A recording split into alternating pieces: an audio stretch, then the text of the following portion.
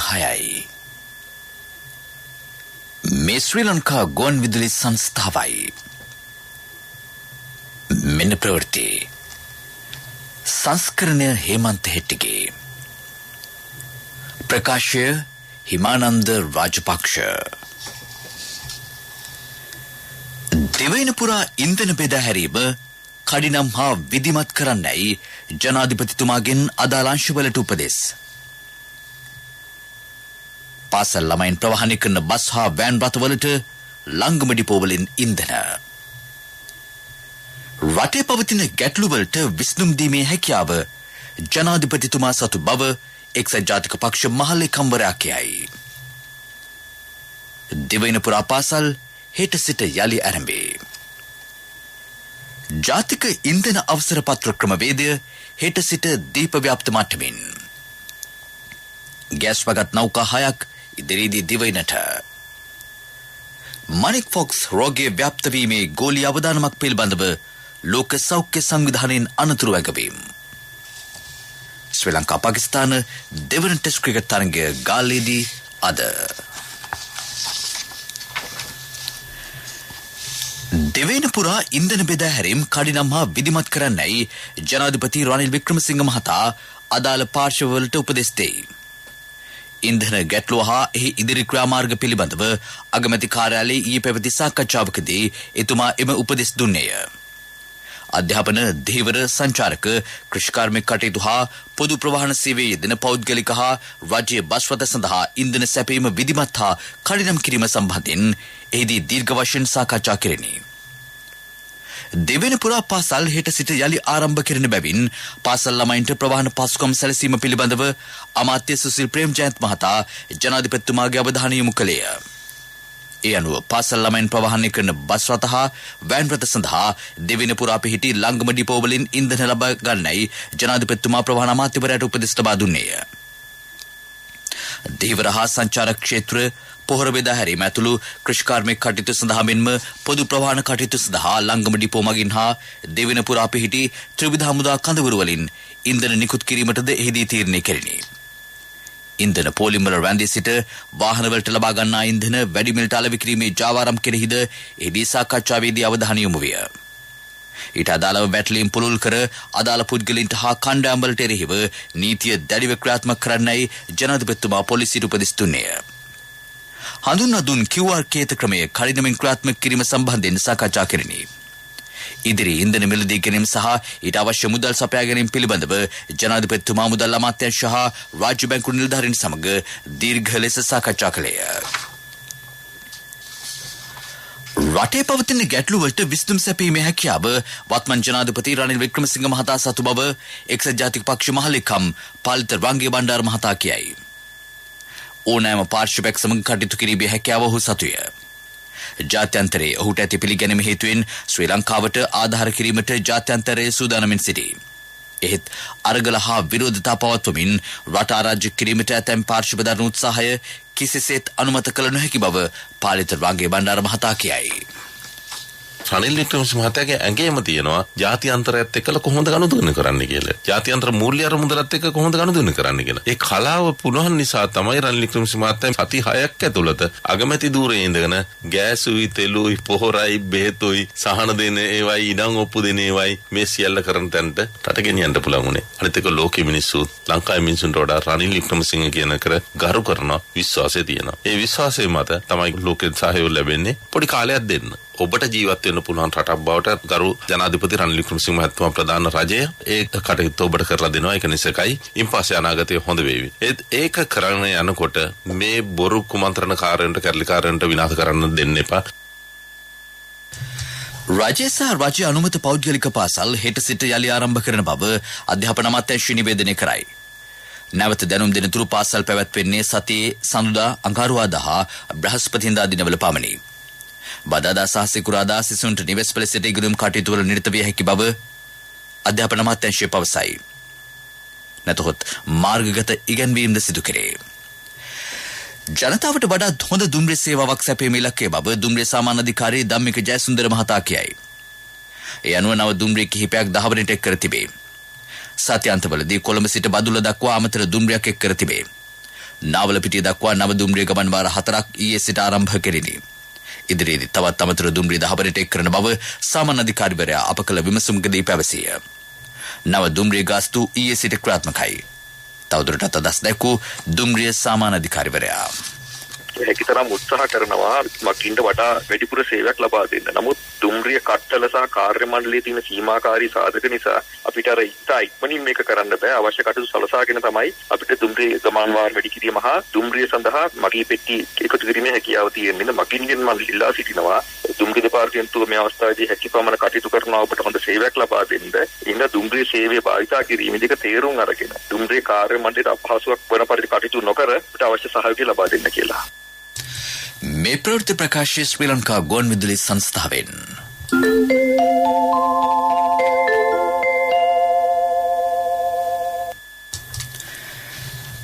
වාහන ලියාපදිංචි අංකයේ අවසාන අංකයට අනුව ඉන්ධන සැපීම සිපෙට්කෝ ඉන්ධන පිරවුම් හලවලදී දැන් ක්‍රියාත්මකයි.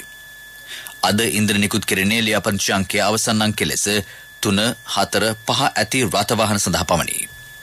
ජාතික ඉන්ධන අවසර පත්‍ර ක්‍රමවේදයේ දීප ව්‍යාප්තව තෝරාගත් ඉන්ධන පිරවුම්හල් 25ක ඊයේ අත්හදා බැලිනි. ජාතික ඉන්ධන අවසර පත්‍ර ක්‍රමවේදයේ හෙට සිට දීප ව්‍යාප්ත මට්ටමින් ක්‍රියාත්මක කිරීම ඉලක්කයයි. ගෑස් පැකට් තවත් නෞකා 6ක් ඉදිරියේදී මෙරටට පැමිණීමට නියමිත බව ලිට්‍රෝ සමාගම කියයි. ගෑස් පැකට් නෞකාවක් ඊයේ දිවෙනට ළඟා විය. පසුගිය සිකුරාදා පැමිණි නෞකාවේ ගෑස් මේ වන විට ගොඩබා අවසන්ය. ඊයේ ග්‍රහස්ත ගෑස් සිලින්ඩර් ලක්ෂයක් බෙදහැරි බව සමාගම කියයි. ඉන් සිලින්ඩර් 75000ක් කොළඹින් බැහැර ප්‍රදේශවලට බෙදහැර තිබේ.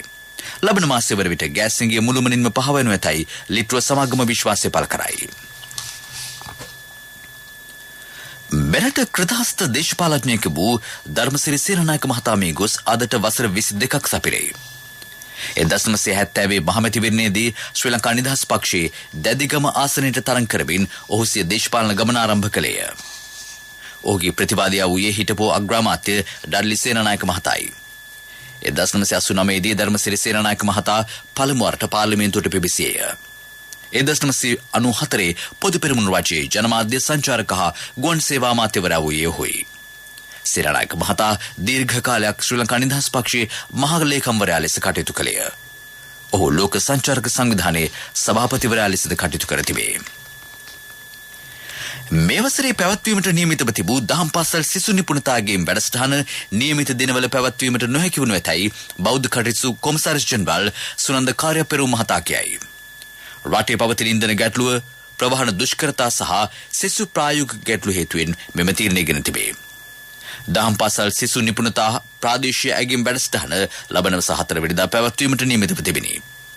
ඇගීම් පැවැත්වන දිනය පසුව දැනුම් දෙන බව කොමසාරිස් ජෙනරාල්වරයා කියයි. කොටිකාවත්ත ශ්‍රී නාගරුක්කාරාම විහාරස්ථ ශ්‍රී මලියදේව ධර්ම විද්‍යාලයේ සංවිධානය කරන ඇසළ පෙරහැර අද වීදි සංචාරය කරයි. විහාරාධිපති පූජ්‍ය බදුල්ලේ මහානාම ස්වාමින් වහන්සේගේ අනුශාසනා පරිදි එය සංවිධානය කර තිබේ. ජාතික ගුවන්විදුලි සුභාරතී සංවාද මණ්ඩපයෙන් අද සාකච්ඡා කෙරෙන්නේ විදේශ ප්‍රේෂණ හා ශ්‍රී ලංකාවේ ආර්ථිකය පිළිබඳවයි. ශ්‍රී ලංකා මහා බැංකුවේ විදේශ ප්‍රේෂණ පහසුකම් කිරීමේ දෙපාර්තමේන්තුවේ අධ්‍යක්ෂ ආචාර්ය ප්‍රියන්ත තිලකවීර මහතා සහ එම දෙපාර්තමේන්තුවේ ජ්‍යෙෂ්ඨ සහකාර අධ්‍යක්ෂ ඩී.එන්.එස්. මායදුන්නේ මහතා වැඩසටහනට සහභාගී වෙති. පෙරවරු 7 සිට 8 දක්වා සිංහල ස්වදේශීය සේවය ඔස්සේ සුභාරතී වැඩසටහන ප්‍රචාරය කෙරේ. 91.7 හා 91.9 FM තරංගමාලා ඔස්සේ ඊට සවන් දිය හැකිය. දුරකථන අංක 0112 68 24 11 හෝ 0112 68 94 28 මගින් ශ්‍රාවකින්ටද තම ගැටලු හා අදහස් ඉදිරිපත් කළ හැකිය.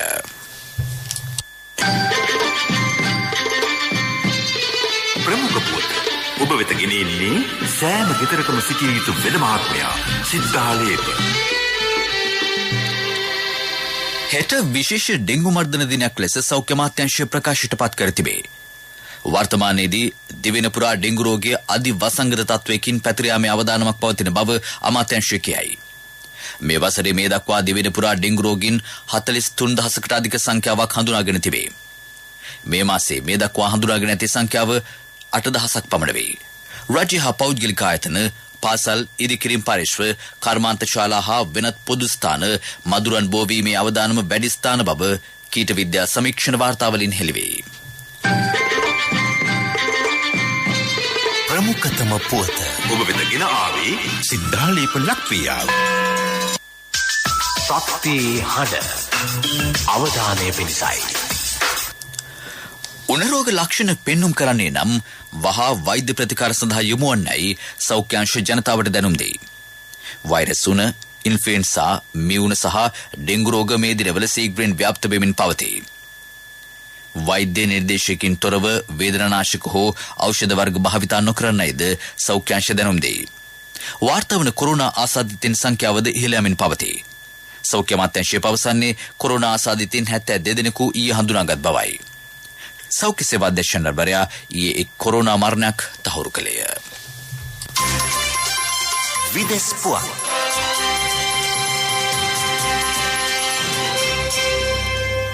මනික් ෆොක්ස් රෝගයේ ව්‍යාප්ත වීම ගෝලීය අවදානම් තත්ත්වයක් ලෙස ලෝක සෞඛ්‍ය සංවිධානය ප්‍රකාශයට පත් කරයි. දෙවන වතාවටත් එම සංවිධානයේ පැවැත් වූ හදිසි රැස්වීමකින් පසුව එම නිවේදනය නිකුත් කර තිබේ. මේ වන විට ලෝකයේ රටවල් 75කින් රෝගීන් 16,000ක් හඳුනාගෙන තිබේ. මේ දක්වා වාර්තා වී ඇති මරණ සංඛ්‍යාව 5කි.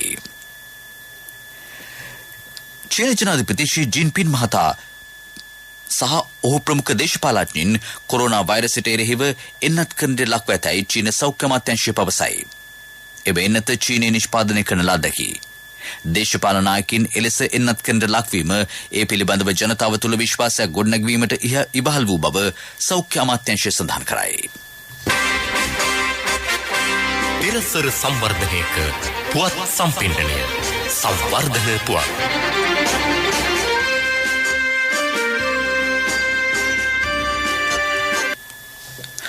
හම්බන්තොට මහගල්වැව ජලාශයට උමායෝ ජලය රැගෙනීමට වාරිමාර්ග දෙපාර්තමේන්තුව විධිවිධාන යොදා තිබේ. මහගල්වැව වාර ව්‍යාපාරයට ජල පහසුකම් සපයන මහගල්වැව මෑතක සිට ජල හිඟයකට ලක්වෙමින් පවතී. ඒ අනුව මල්ලාරෝස්සේ උමාවෝයේ ජලය එහි රැගෙනීම අරමුණ බව හම්බන්තොට දිස්ත්‍රික් ප්‍රධාන වාරිමාර්ග ඉංජිනේරු ඩී.එම්.ඒ. දෙහෙරගොඩ මහතා කියයි. රාජ්‍ය ආරම්භ කළ මහගල්වැව වාර ව්‍යාපාරය අක්කර 300ක කුඹුරු ආයකට ජලය සපයයි. පවුල් 1000කට පමණ මගින් පානීය ජල පහසුකම් සැලසී තිබේ. ක්‍රීඩා පුවත් ඔබ වෙත ගෙන එන්නේ සම්පත් බැංකුව හෙට දින එළිය කරයි. ඇඟලුම් අපනයන ආදායම පසුගිය වසරට සාපේක්ෂව පසුගිය මැයි මාසයේදී ඇමරිකානු ඩොලර් 44 කෝටි 60 ලක්ෂයක් මවා 30කින් ඉහළ ගොස් ඇතැයි ඒකාබද්ධ ඇඟලුම් සංගම සංසදය පවසයි.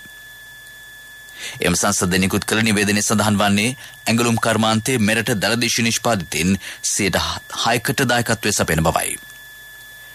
සියලු වෙළඳ භාණ්ඩ අපනයනින් අඩකට ආසන සංඛ්‍යාවකට දායකත්වය සපයන්නේද ඇඟලුම් කර්මාන්තයයි.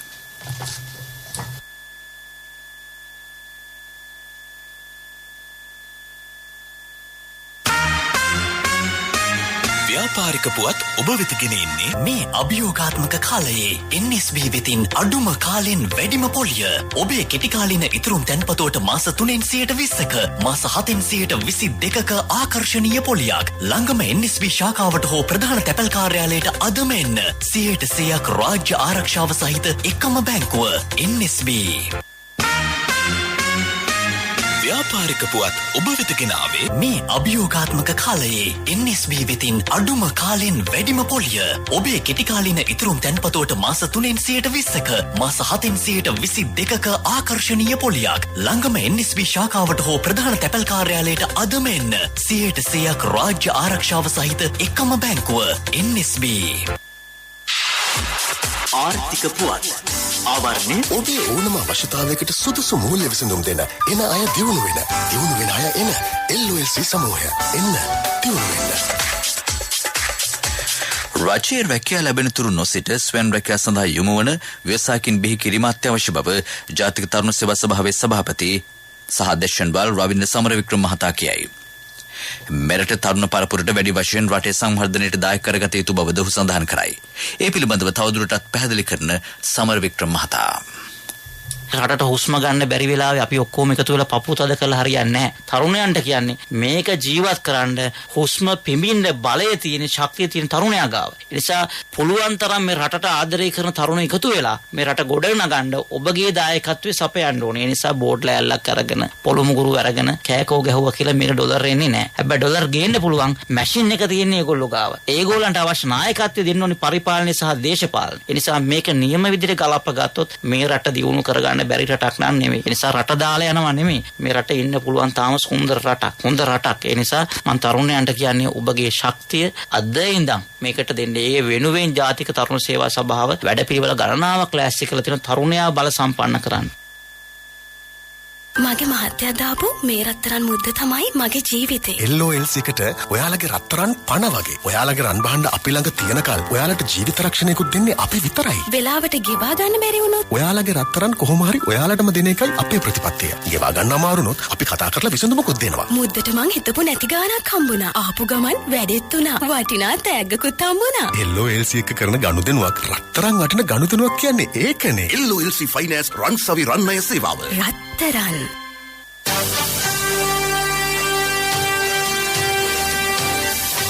කාලගුණ වාර්තාව සබරගමු පළාතේ සහ නෝරෙලිය මහනුවර ගාල්ල සහ මාතර දිස්ත්‍රික්කවල වරින් වර වැසි ඇතිවන බව කාලගුණ විද්‍යා දෙපාර්තමේන්තුව නිවේදනය කරයි. බස්නාහිර සහ වයම් පළාත්වලද වැසි වාර කිහිපයක් ඇති වෙයි. දැන් දවසේ සටහන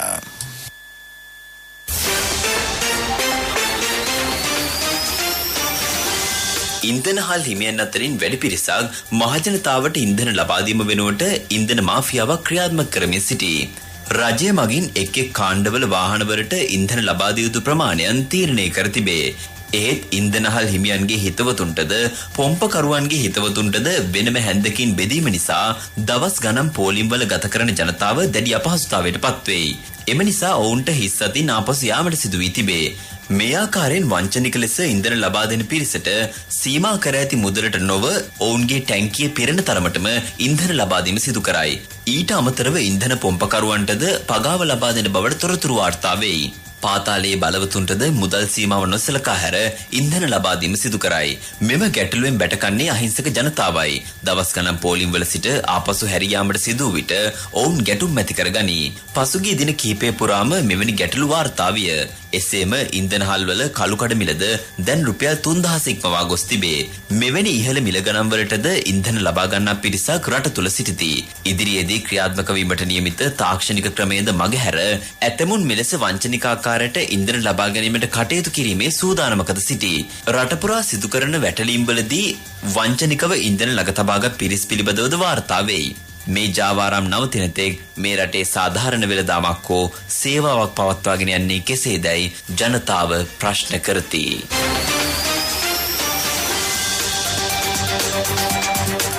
ප්‍රවෘත්තිවසන් කිරීමට යලි සිරස්තල දෙවෙනිපුරා ඉන්ධන බෙදා හැරීම කඩිනම් හා විධිමත් කරන්නයි ජනාධිපතිතුමාගෙන් අදාළ අංශවලට උපදෙස්. පාසල් ළමයින් ප්‍රවාහනය කරන බස් හා වෑන් රථවලට ලංගම ඩිපෝවලින් ඉන්ධන. රටේ පවතින ගැටලුවලට විසඳුම් දීමේ හැකියාව ජනාධිපතිතුමා සතු බව එක්සත් ජාතික පක්ෂ මහලේකම්වරයා කියයි. දෙවෙනිපුරා පාසල් හෙට සිට යලි ආරම්භේ. ජාතික ඉන්ධන අවසර පත්‍ර ක්‍රමවේදය හෙට සිට දීප ව්‍යාප්ත මට්ටමින්. ගෑස් රැගත් නෞකා 6ක් ඉදිරියේදී දිවයිනට. මන්කි ෆොක්ස් රෝගය ව්‍යාප්ත වීමේ ගෝලීය අවදානමක් පිළිබඳව ලෝක සෞඛ්‍ය සංවිධානයෙන් අනතුරු ඇඟවීම. ශ්‍රී ලංකා පාකිස්තාන දෙවන් ටෙස්ට් ක්‍රිකට් තරගය ගාල්ලේදී අද සිට. අපගේ මීළඟ ප්‍රධාන ප්‍රවෘත්ති ප්‍රකාශය දහවල් 12:45ට බලාපොරොත්තු වන්න. උදෑසන ප්‍රවෘත්ති මින් සමාප්තයි.